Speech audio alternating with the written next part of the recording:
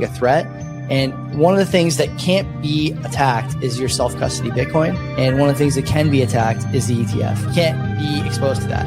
That's my view. It's not a good idea. And by the way, that'll hit MSTR too. It'll probably hit other stuff as well.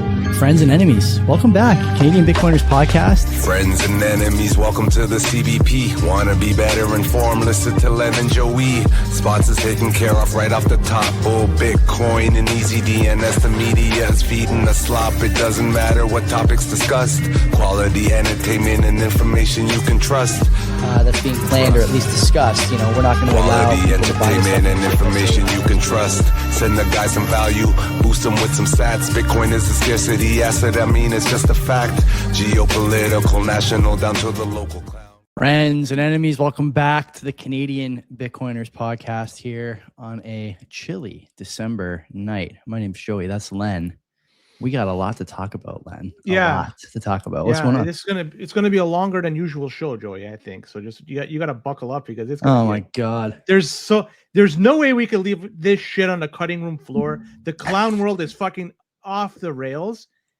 That alone, we could probably do a 2-hour show, but we're not. Yeah, we'll get to the main stuff. Joey, how are you, bud? I'm great, man. I'm great. I was just saying to you before the show. Went to dinner last night. I'm moving a little slow today. I think I'm also sick, which is another thing to consider. My daughter's been sick for like a week now. We had to go to the emergency last week. Typical new parent stuff, probably panicked, but whatever. It's been a wild 7 days. My wife is absolutely trucking through her own illness, plus my daughter's, plus now my slow movement today. But we're good, man. We're good. Price of Bitcoin way down, but I think all things considered, we're not even too worried about that, are we? Depends if you're buying or selling. If you're buying, you're happy. If you're selling, you're not happy. Yeah. So so whatever. What it is. Yeah, we'll talk about that and some other stuff today, as you guys know. Of course, the sponsors first. EasyDNS, best place for you to host your content, buy a domain. Mark is the friendly neighborhood registrar, as he likes to say. And if you're going to EasyDNS, you can also do some virtual private server stuff if you're into that, whether it's Bitcoin node, Nostra Relay, some other stuff as well. We just had a listener of the show open up another account with Mark on the back of some virtual private server offerings, which is pretty cool. I don't know, Len, are you a VPS guy? How many VPS tasks have you undertaken in your time? I do everything locally, so no. Okay, yeah, I don't have anything I like to be the master of my domain, to deal with my own stuff like that. Mark is available if you don't have that preference, and of course takes Bitcoin as well. Been doing that for more than a decade. Use our promo code CBP Media, get half off whatever you buy from them the first time through, which we like. Other sponsor, Len, who is it? Bull Bitcoin, right? A good time to buy Bitcoin because the price of Bitcoin is comparative to previous few months. It's a great time to buy. Or if you think it's going to go down, good time to sell. Either way, Bull Bitcoin has you covered. You could sell your on-chain, you could sell your Lightning. Fees are still very, very cheap. So I would suggest still use on-chain buys for the not too distant future, but at least learn some different options out there once fees do go up. And when you do, and when they do, at least Bull Bitcoin gives you the option to do. When a high fee environment, you could use Lightning or whatsoever. So besides that, you could do limit orders. They're non-custodial, Joey. When you're dealing with a non-custodial exchange, they're not holding on to your Bitcoin. Right? How many fucking times we talk about do not give up your keys? So many people out there, they buy Bitcoin, leave it on an exchange, and think it's safe. It's not the case. If with Bull Bitcoin, it doesn't give you that option. To do the buy, you got to provide an address. It doesn't have to be a right address. There's got to be just a fucking Bitcoin address. That's the only way they're going to facilitate the buy. So check them out. If you use our code below to sign up, by doing so, it's going to be taking off some fees moving forward for buying and selling in perpetuity. Also, you could pay bills. You can send money to people selling Bitcoin. You can talk to Guillaume in the live chat if you want. Just make a request to talk to him. Yeah, not just him, but also his colleagues. People that are trying to onboard onto Bitcoin and need a helping hand, they will help you out to do that. They have an excellent team at that. So check them out. Safe, secure, and they will usher you along if you're new to the game. Yeah, I love Bitcoin Mentor as a product / service, but if you don't want to pay, Bull will help you. They'll do it. They'll take time out of their day to do it. I started a DCA, a daily DCA on the Bull platform with the wallet and Liquid and everything last week. I think I was telling you guys when Shakepay made their announcement, I thought, you know what? People are going to be asking about this, so I better learn how to do it. And I got to tell you, Len, it is the smoothest process I think I've ever seen for a DCA. Self-custodial DCA is liberating. It's so good. So good. I use the Bull wallet. I even use the Recover Bull to set up the wallet, which for me is great. I'm not going to keep a lot of sats on that wallet, as Francis says when he's talking about it. It is a banging product. I cannot stress enough how good it is. I haven't touched it recoverable. I read about it just briefly when it came out. Yeah. And I got to die. I've just been so fucking busy lately. Yeah, I'm with you. Whatever. This is our last show before we go to the Christmas episode. Yeah. So next week, it's not much prep except for the stories, the cities, which I have 8 different. You got 8 stories? Okay, I'll try and get 8. I have 8 head-to-heads. I'm going to break this up, give you 4. I'll keep 4, and then we'll rock from there. So you find your own stories, I find my own, and we'll go from there. Yeah. Okay, I love it. Love it. Great. All right. You want to do some boosts? Yeah, so we've got a few of them. So Mo BTC Dick, these are the top 5 this week. So thank you everybody that did submit this. So Mo BTC Dick, 500 sats, said Len mentioned some 90s JDM legends last episode. I'm curious if he has a favorite. I got myself into a 04 Toyota Aristo because I'm a 2JZ fanboy. Those are pretty powerful motors. And I like the Mr. 2, the MR2. We used to call it Mr. 2. Eagle Talons, Type R Integras, NSX. Sorry, NSX, obviously. The RX-7 is a great car. Those are so windy motors. It's a lot of fun. The Miatas are good. 50-50 weight split. You know what was nice too? The Honda Preludes were nice too. A lot of my high school buddies had those. H22 motors. Those were they're very solid. It's too bad we see them. They don't see too many around these days. The Del Sols I liked. So yeah, and on top of that, Joey, sad day this past week. My car, I think, finally bit it. Still drivable, but it's fucking done. It's fucking done. You know, I did the math. I've been in this earth for 48 years, 24 of which I had that car. So half my life I've had that fucking car. Wait, what are you going to buy now? I bought another one. I bought a Honda Fit. Yeah. And I like subcompact cars, and I found one 6-speed and low kilometers, and I pick it up this week. So I'm going to be driving that for the rest of my time here before I pack it up and move somewhere else. It's got about 10 years in it, so it's a little bit more than what I need. Yeah. Business Cat. Thank you, Business Cat. I prefer this rather than the stream sats because this way you get more bang for the buck. 1, 2, 3, 4 sats. I love the number. He says powerful Twan, and he does the flex and inspiration to me and every home heating hashing hero. Yes. Yeah, Twan and I were at a dinner last night, and a lot of the guys at the table were impressed with the product and the idea behind heating your house and getting paid to do it.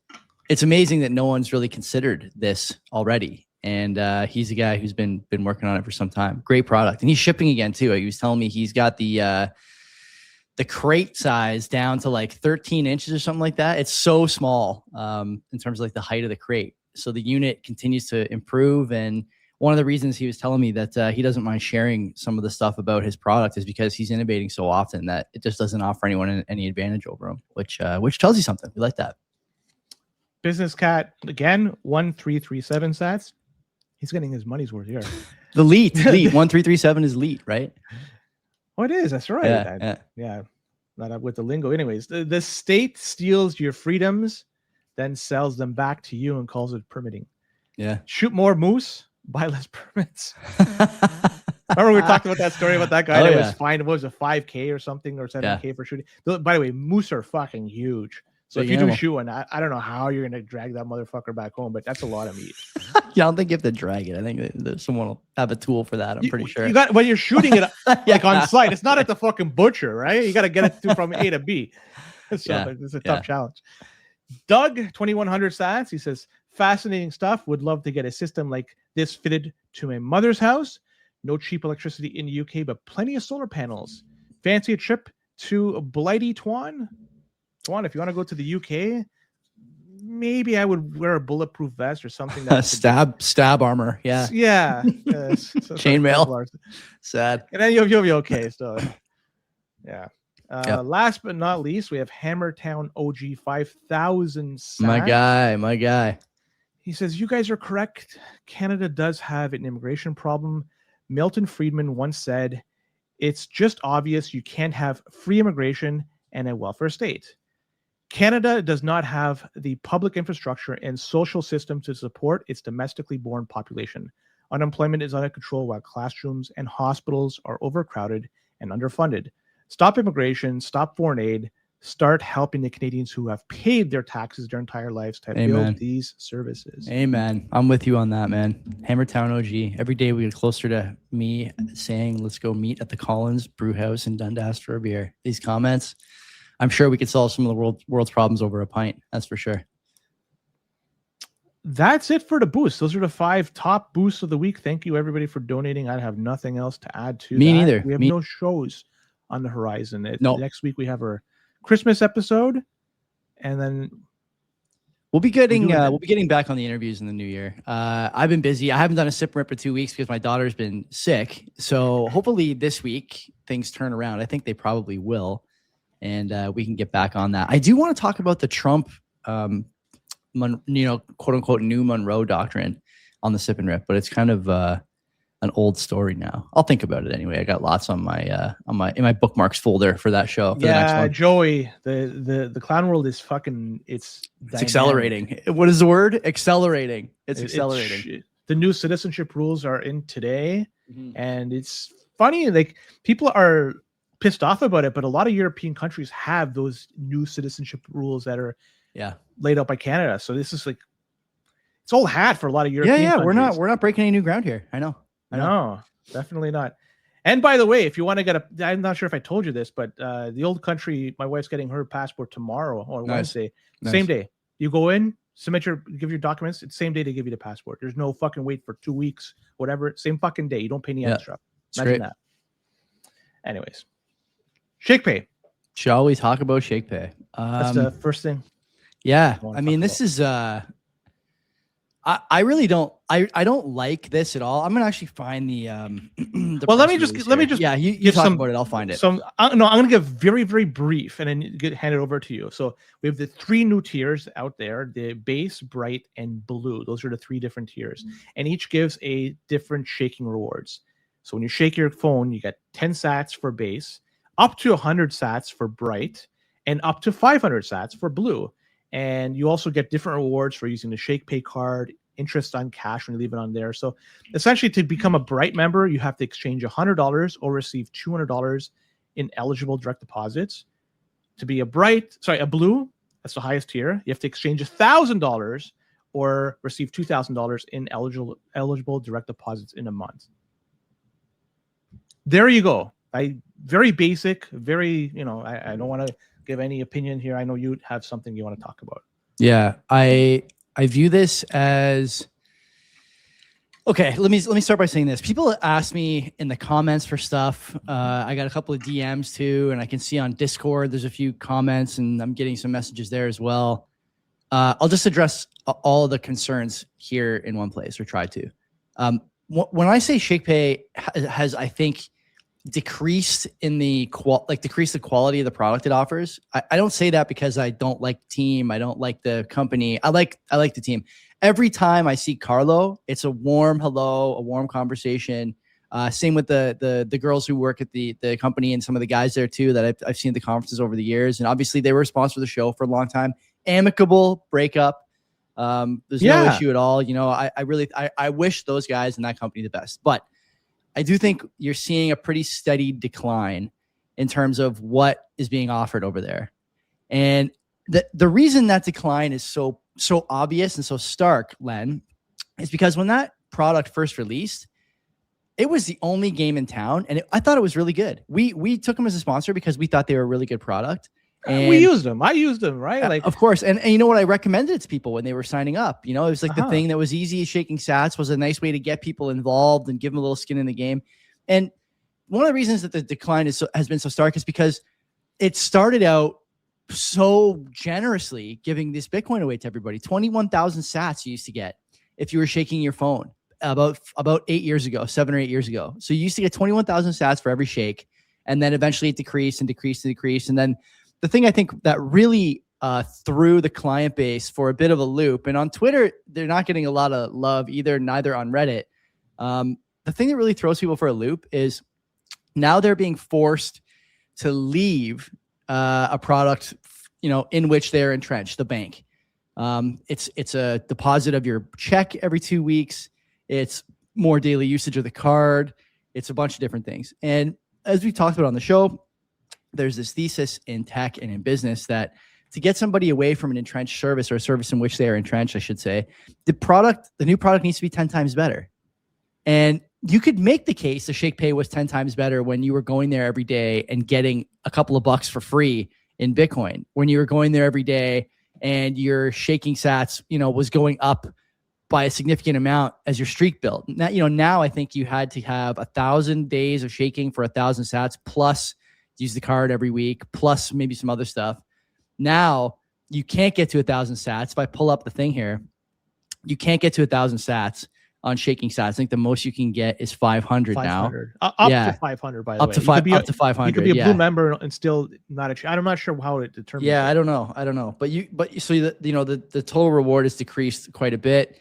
And to me, if you're gonna try and take on the bank, there's not really a chance to do it in a Bitcoin debit card app. I don't think the banks in general do two things well, right? They offer protection for your funds and they offer convenience when you spend. And they do that basically with the credit card on both sides of that coin. So, when I use my credit card at the bank, I don't have to worry about seeing a transaction I didn't approve or trying to track down a fraudulent issue or whatever. And on Shakepay, you would have that problem. And I think the other thing too, Len, that is weird to me that they don't make this connection or don't seem to be making the connection. People don't have money, there's like an obvious, there's an obvious cavern here between the thesis of Bitcoin that people don't want to save in cash, don't want to have cash, and don't have any cash to spend because of fiat debasement. And then also the suggestion that you have to deposit your paycheck and then spend cash instead of credit on their platform to keep the rewards going. I don't think this is good for them. And like I told you guys, and maybe I said this in the bull chat or somewhere, but I think the problem that they're going to have now, and I actually think this is probably part of the reason they've made the change. They're being asked what their daily active user base is. And the daily active user base is not the people who are looking at investing in that company. If they're talking about going public, whatever, they're not going to care if people go there to shake their phone. They want to know the people that are using Shakepay. And so those people are buying and selling Bitcoin or Ethereum, I guess, on that platform. They are using the card. They're doing deposits. They're doing all this other stuff. Those are really what your DAU numbers should include. And most, I would guess, VC firms want to see those numbers sans the shakers. And I bet you that was part of this too. So we're going to find out a couple of things over the next little while. Number one, how much did shaking sats contribute to those numbers? Number two, how much did shaking sats contribute to the daily active user base increasing, right? Because people sign up just to do the shaking sats. So that's two figures we're going to find out about. And then the third one on the Shakepay side, this will be an internal thing, I'm sure. How many people can you convince to leave their bank for your app? Because that's the product you're selling now. You're trying to sell a bank substitute without the credit ease and the protection. So they can say that they're insured and your funds are safe. Like, that is true. They have insurance for the funds, but it's not true that if something goes wrong with a transaction, they'll be able to reimburse you. It's not true that you'll ever have a physical card. It looks like, I don't know how much that matters. And so you have these problems that I have never seen a physical Shakepay card. I'm not looking at. I've never seen one. If I go on my phone, I have the card in my wallet on my phone. Yeah, I do. But I've never actually seen a Shakepay card. So like these things. What's the difference between that and the physical? Like, for somebody like me, I only use. For example, I think I told you this a little while ago. I had what the bank thought was a fraudulent transaction on my credit card about a month ago, and I couldn't use I couldn't do any online purchases. Amazon wasn't working. I think it was around the time I was trying to buy Arc Raiders. I couldn't get it to work. I had to use the card in person only until I was able to get through to somebody at the bank and confirm that it wasn't a fraudulent transaction. So you sometimes you need that physical card in lieu of a digital option, even when the transactions aren't fraudulent, And so you have these like false positives that happen sometimes. This is a real concern. And so you went to a merchant in person and making that buy, you mean? Is that what you're yeah, doing? I So went can't to you use and you can't use what's on the phone in like replacement of having the card. They won't accept that and take that as okay. no. Yeah, Is you that, gotta actually use the I card. am not one that has anything loaded up on my phone. So in Yeah. terms of cards. So I'm asking because this is uncharted territory for me. So you have that problem. And I also, if I'm looking at the page here, the sort of whatever announcement page, it's actually their legal page, but you can see the Shaking Sats thing here and everything. What's the their interest goal? Well, I don't know. Here's the thing, right? The interest rates are not that good. Like interest on CAD deposits 3%. I got news for you. You get more than that on a stable coin. You know, like you can use a stable coin and get more than that. You could stake some shit coin and get more than that. And you know, these are obviously, they present different risks and different benefits, but the idea that you'd keep CAD for 3% at the top tier to me is like, it's not a good idea. That's going to be adjusted depending on demand. And it'll change. It'll change. And so they, at some point, that's that's the thing, right? So at some point, if they get all these people, then they're going to have to lower those rates too. But what is the goal? That's the thing is, what are they trying to achieve? They're trying to get people to leave their bank for the app. It seems like that to me. So this is their goal. They want people to use their product in lieu of the bank. They want to be like a bank like. I believe that's the case. Is this a feasible goal? Do you think that this is something that they can achieve? No, not right now. No. Is it because of circumstances or is it because of their decisions? If it's their decisions, then what could they do to achieve that goal? They can't. If Joey was in charge, if Joey was the CEO, how did they get there? The reason they can't achieve it now is because people are not trying to get banking services from exchanges. And you're actually seeing this. You know, you're seeing companies like Bull Bitcoin take market share because they are a exchange that focuses on buying and selling Bitcoin. You can do some other stuff there with your Bitcoin, but there's no credit card, there's no interest payments, there's no any of that stuff, right?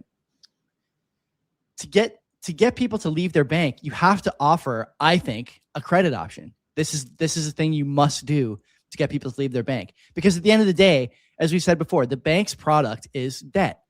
And if you can't get debt, you know, consumer debt or mortgages or whatever with these guys, you're not going to get it. Because, you know, Len, at the end of the day, you know who's got a better product than these guys and has a credit card and has mortgages? Wealthsimple. Like, so now you're going to tell me that you're going to try and get people to leave their bank and not go to Wealthsimple, which is a better suite of services where you can also buy Bitcoin and I think now also send it off platform. Like this is a better, it is inarguable. This is a better product. So what is the plan at Shakepay to get people off of these services? I just don't see it. I don't understand. I don't know what their goal is. I think you laid it out and I'm just learning about it today because I just don't know. I don't think they'll be able to achieve it just based on what I see and what I hear. Good luck. I don't dislike them. No. I don't want to see them go tits out. I'd rather have options, rather have competition out there. Of course. But it is what it is. The reality is the shaking of the sats is the one that stings it the most people, I believe. And the thing is, when you were talking about 21,000 sats, I'm not sure how long ago that was. I think it was 7 years 2018. It's like 2018. Yeah. So it's been a while. It was 7 years ago. It's 8 years ago almost. And so that's consider how much Bitcoin, the value of Bitcoin was at that time. 2018, it started off around 18, 19K and it dropped to like 4-ish K in 2018. In 2019, February was the lowest, if I recall correctly. So that's what you're dealing now. We're at 80 something thousand, even we're complaining at 86,000. Man, you know, how long have they been at 1,000 sats for? It's a good question. I'm not sure. Don't forget they did rug pull too. Like the other problem I have with this is that if you're 1,000 sat shaker, you get immediately nuked back to 500, even though you spent time building up that streak, right? Like I realize that's not really a brutal gripe to make, but it just everything there is becoming more and more corporate. It was destined to be like this because they were catering to people that did not use their platform, just simply open up the app and shook the phone. That's the people that were benefiting from the most. And who was paying for it was everybody that used the fucking app, used the service. And that's too bad. So they chopped them at the knees, those people that don't use their services, and now they're going to get 10 sats per shake. Yeah. It's tough. I Man. think it's tough. I think that's the right move in that respect. Maybe the 500 may be too low. I don't know. But let's be honest. When you were giving out 1,000 sats, what was the price of Bitcoin? Half the price that it is now? Less than half the price? Yeah. Then 500, if you're just doing apples for apples comparison, then 500 is still 1,000 back then. Yeah. Without taking into consideration. I'm not saying you're wrong, but of course the adjustment only works one way, right? When the price goes down, they don't. Oh, they're not going to adjust it higher. Of course not. And so, why then? That argument's fine, but it kind of dies when you think about the other side. There's more and more, in my opinion, likelihood that these guys end up being acquired by somebody. I think Wealthsimple is a good target for that. Like, what do they want? Their users. Yeah, the software. I don't know, whatever. I'm having a hard time figuring out what is the Shakepay product that's going to get people to come back and use the app. I just don't know what it is. Do you think that they are the most widely used? Yeah, for sure. In Canada. For now. But even other companies are, I think they're going the wrong direction. Like I look at Bitcoin Well adding stuff like this too, and I just think why? Bitcoin Well's adding what? I think they added some other banking services to their platform too. I'm pretty sure. I'd have to go look, but like if you're trying to be successful as a Bitcoin exchange, you need to be focused on the exchange part. Like you need to be focused on making sure that people get the product they're after when they come on your platform. And if people want to buy Bitcoin and sell Bitcoin on your platform, then you damn well better be the best at it, because there's other places you can do all that other shit that you're not going to ever be better at than them. Ever. Like there's no way, and like sometimes I get on Wealthsimple because it seems to me like they're becoming a bit of a cruise liner too, and they don't pivot quickly and don't add stuff quickly. But, I have to say, which of those companies has innovated more over the last 3 years? It's been Wealthsimple, not Shakepay. And like they're trying to play catch up now with digital TradFi, and they're not able to do it. They're not able to do it, in my opinion. Anyways, if someone can tell me why I'm wrong, it looks like the chat broadly agrees, but is what it is, man. This is, like you said, bound to happen, and seems to me like it's going to continue to corporatize over there, and that's all there is to it. Showing corporatization of Bitcoin and Bitcoin treasury companies. Let's talk about them. Yeah. Looks like they're starting to buckle. Some of them are starting to sell some Bitcoin. Paper summer is long gone, and we're in the dead of winter. A company by name of Satsuma.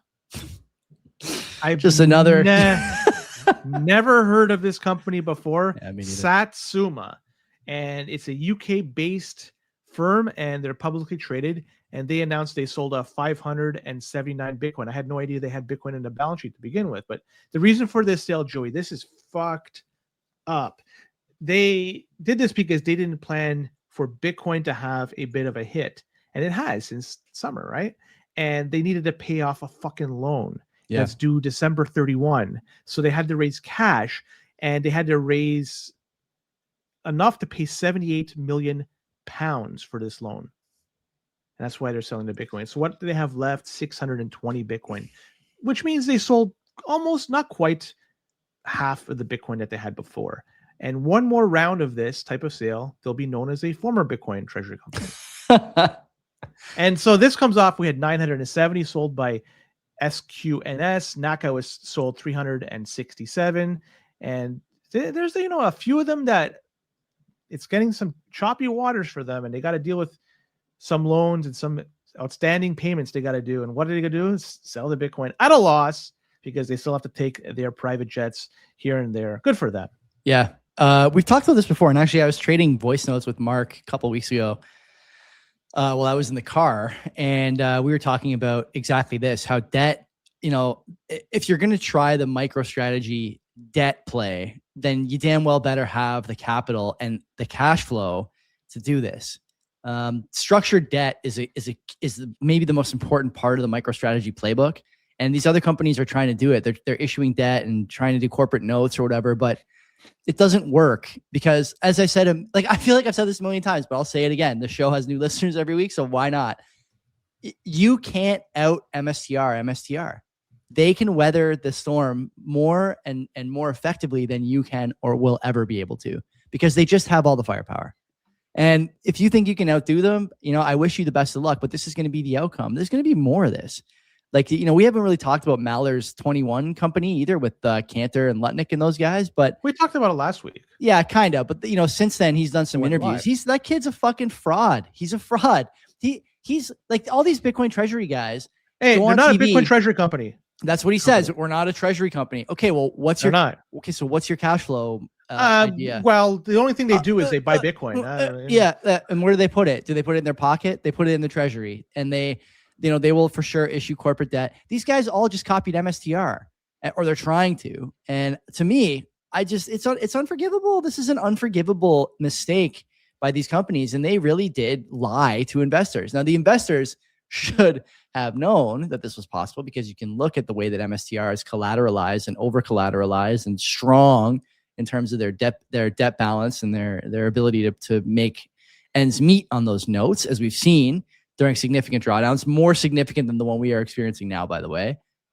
These other guys don't have it. They don't have that kind of firepower. And I think for people who are still wrapped up in this treasury company thing, you better find somewhere to go next. If you're working for one of these companies, if you abandon your former life, if you left your wife and child to travel across the country and become a investment officer, risk officer, Bitcoin specialist of these companies, it's a sinking ship.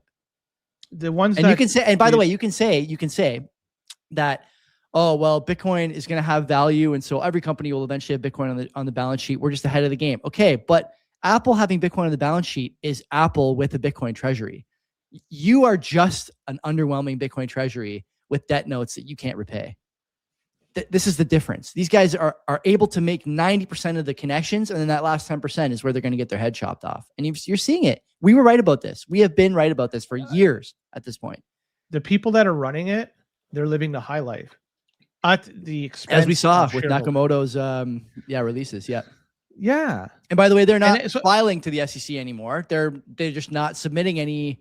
So they're going to have to, right? At some point, they're going to have to for sure, but they haven't in the last 2 months. So I recall correctly. I think it was Bitfarms that had a massive delay. I could be wrong, but it was one of the Canadian. It might have been Hot, and it was a very long delay before they filed their earnings. So this is not like never happens. It does happen periodically. I'm not trying to give them a pass, but there may be a reason why. The jet, it must, when they took off, it must have fumbled the papers. It's now fucking mess and dropped it.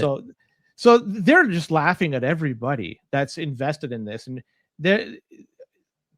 it's sad. It's it's another sad one. I mean, a good segue would be everybody's buddy Do Kwon. He is now going to have to serve 15 years in prison for what he's done. So steady, lads. The capital is no longer going to be deployed. Do you know what's interesting about the sentencing? The government wanted a lesser. His team wanted 5, the government wanted 13, the judge gave him 15, and pulled up tweets during the sentencing where he was talking about refusing to argue with poors online and telling people that were questioning him, sorry, leave me alone, I don't have any change for you. There must be a reason for this. The judge must be buddy with some politician that's fucking wrecked from this.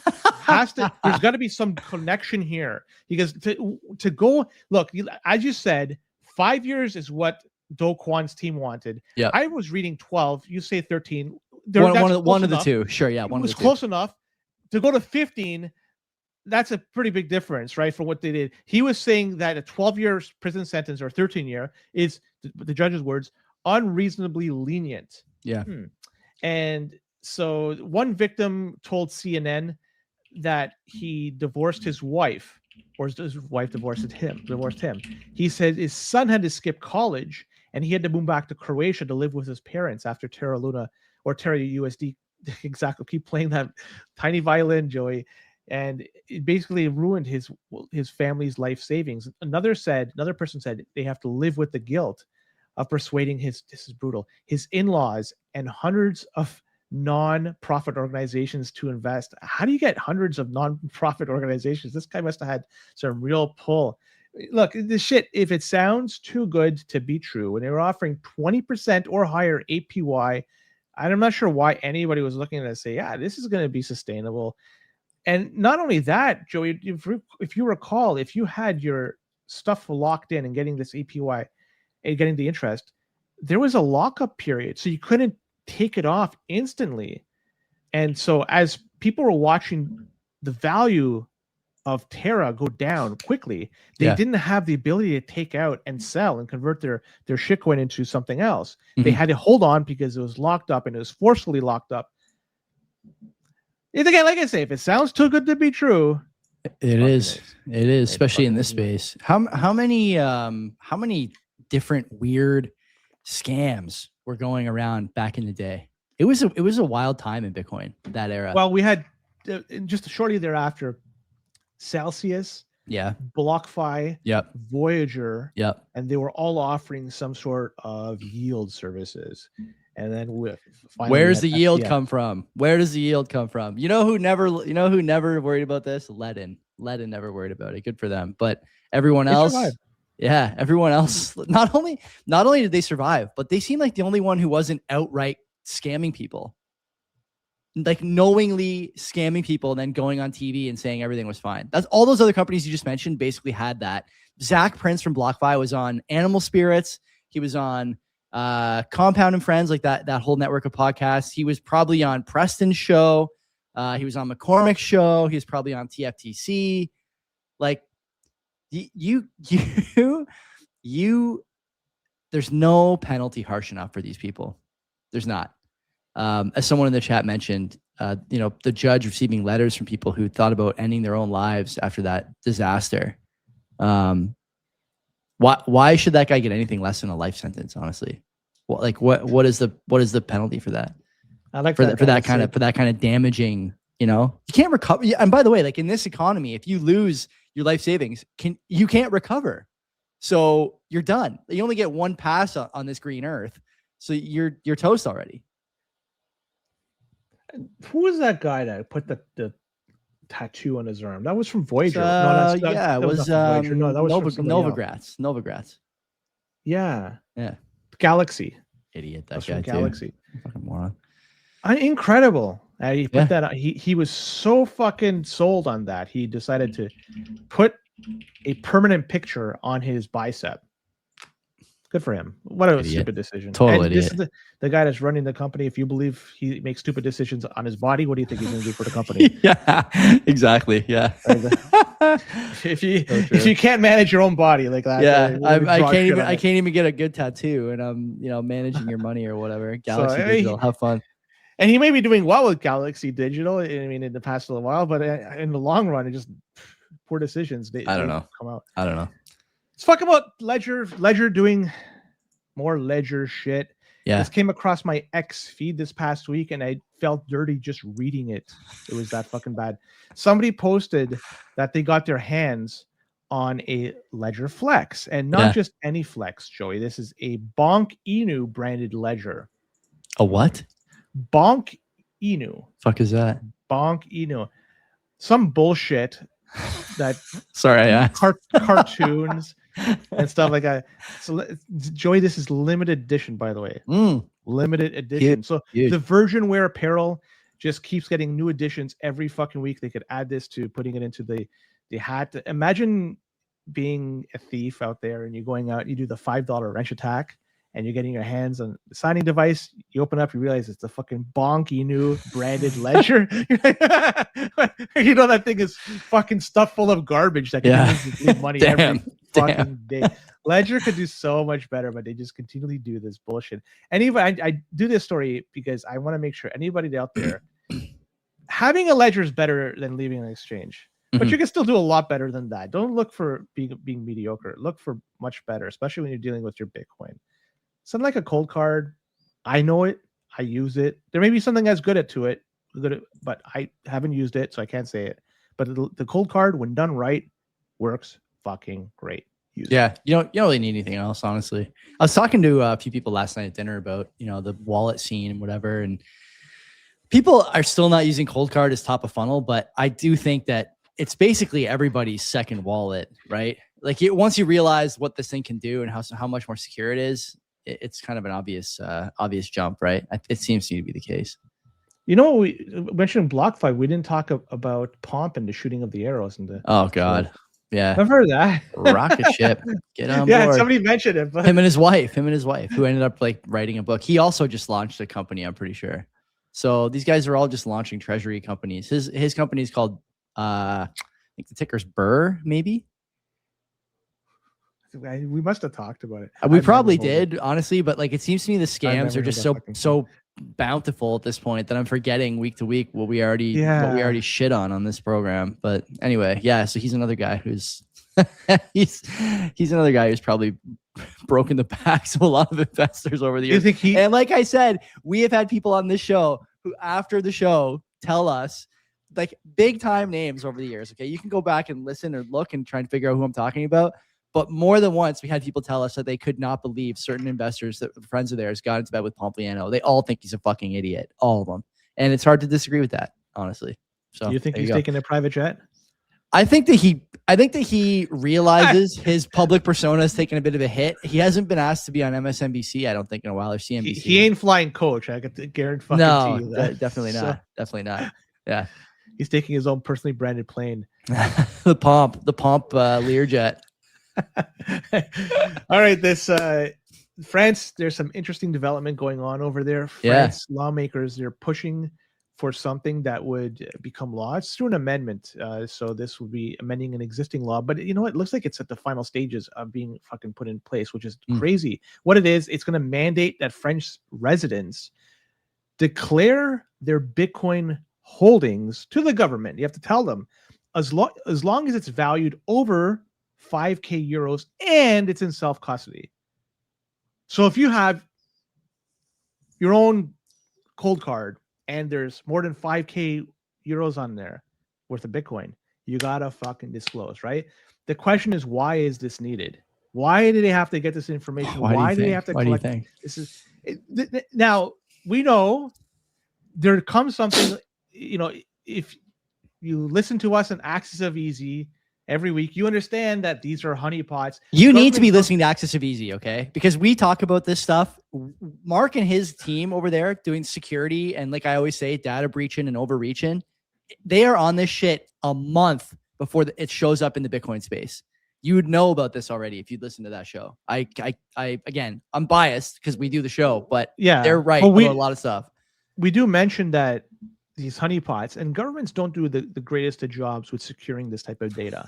Yeah, that's one way to put it. So now they're going to have a database of who has how much Bitcoin, that this could potentially be taken by a third party, a bad actor, and they could use this information. The $5 stale baguette attack will be a fucking reality as a result of this. Mark my words. Yeah.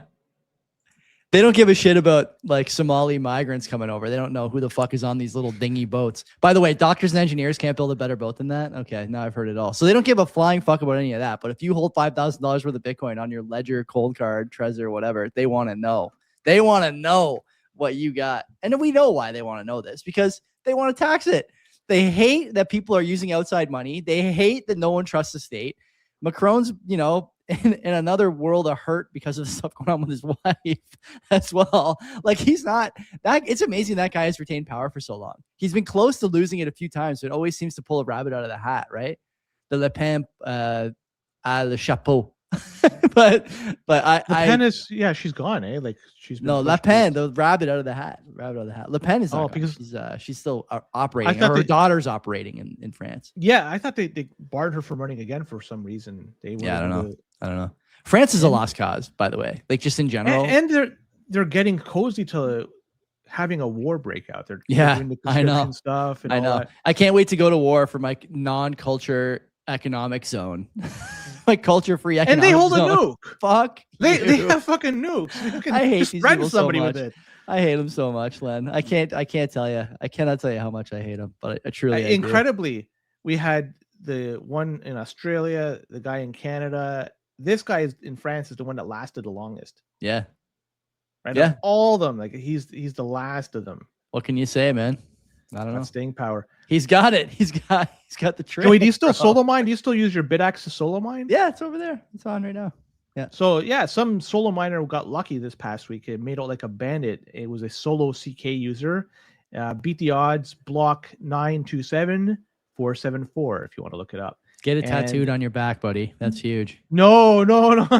put it in the forehead if you're really gonna do it. Fucking have a walking billboard. Fucking then people come after you. And of course, have the ledger hat on top of that with the. Need it. No, it's a must. Yeah, it's a must. Yeah. It's a must. Yeah. You got laid that day. CK Pool developer was saying that the odds of this happening was around 1 in 30,000. And the reason why the odds were so decent is they had 270 terahash to win. Imagine this, Joey. You're now in a mining game. You understand mining. 270. This guy was dedicating 270 terahash. All the capital cost to purchase that, the electricity costs daily, just a solo mine. And this guy may have never gotten it, and he was doing that. And so good for him. And if by chance, you're trying to use something that is a little bit more modest, maybe a 6 terahash model, the odds of mining a block is around 1 in 180 million. 180 million. So you're saying there's a chance. There's always, every 10 minutes, you're getting that 1 in 180 million. Yeah. And so the hash rate for this guy, 270 terahash, apparently he had 3 different machines, each running at 90 terahash per second. So it sounds like 3 S19 models he was running. Yeah. And the estimated hash rate of the whole network was around 1.1 zettahash or zettahash, I don't know how to pronounce that, as of December 11th. And so this guy made pretty good, 1.125 BTC, and also just a fraction of a Bitcoin. It was 0.008 BTC in transaction fees. Yeah. So it's always possible. So pretty solid. I like that. That's I'm always encouraged by those stories. I mean, obviously the likelihood that you hit with a bid axe is basically 0, but correct. Yeah, lottery ticket. I mean, here in Dundas, they're playing Chase the Ace. People are buying lottery tickets for that. The jackpot's up to almost $1 million now. So you could do that, or you could just run a home miner. And Boomer is right, saying in the chat right now that home mining is a great sub community. I totally agree. It's a really, really fun part of being a Bitcoiner. See that banks in the US now have been given the green light. They could hold on to Bitcoin for clients. This is crazy to me. Because a year ago, this was unthinkable. 2 years ago, it was not even on the table. And now we're basically one step away from Bitcoin as collateral with major banking institutions in the United States. What a shift this has been. Yeah. So you're able to hold, buy, even trade Bitcoin using certain banks. Yeah. And Coinbase is involved with all this. They're offering up their crypto as a service tool. Pump my bags, to baby. these banks. Pump my bags. And one of the banks, PNC Bank, came out with this announcement. They said they'll provide trusted, secure, and innovative digital asset solutions to their private banking clients. To the best of my knowledge, there's no ability to withdraw any Bitcoin. It's a one-way thing. You could buy it, you could trade it, but you could sell it, but it's not, you could buy Bitcoin and move it to an address that you want to. At least nothing has been discussed as of yet. Maybe in the future, who knows? But yeah, it's fucking nutty that they're allowing banks to do this now. So, and still the price goes down. Yeah, I know. That's the other problem. Is that all these guys are supposed to be holding Bitcoin, not selling it, and the price just keeps dropping. You know what's interesting too? This is unrelated, but MSTR bought $2 billion worth of Bitcoin over the last 10 days. And the price is still dropping precipitously. I wonder what the price would be otherwise. Anyway, back to the bank thing. How long until Canada? Are we not? I heard there was going to be a mid-tier bank that's going to be offering this about 4 years ago. We had a guest come on the show and tell us that afterwards. That's right. Yeah. And it pumped the fucking stock up. Yeah. I don't know. They're so conservative here in Canada. Are they okay? Let me ask you though. Are they conservative because they're being told to be conservative, or because they want to be conservative? That's the question. If they have the ability to make more money, would they do that, Joey? Regardless if it's at any. It depends. Risks? I think it. Len, I think it depends. I think you could make the case that banks actually don't want to do this because it will cut into their deposits. Deposits are the thing that matters for them.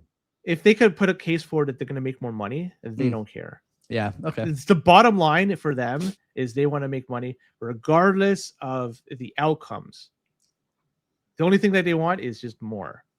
And so the only thing that's stopping them, in my opinion, is regulations here in Canada. Yeah. Sure. Joey, I think that's it for the Bitcoin stuff. I have a fucking ton That's Talk great about because it. I'm exhausted, and so now you're gonna drag me through the mud here on another hour of fun. So let's get after it. I'm ready. I had a coffee beforehand, so I'm able to continue here. If you're on audio tomorrow, the rest of the show will release. If you're on video with us now on YouTube, Twitter, wherever, stay here, hang out, get a coffee of your own, get a nice stout beer. I bought some stouts at the liquor store yesterday. I had a couple. They're not bad. Get something, and we'll be right back. We'll see you soon. Don't be a cock. Classic. Return to the classic.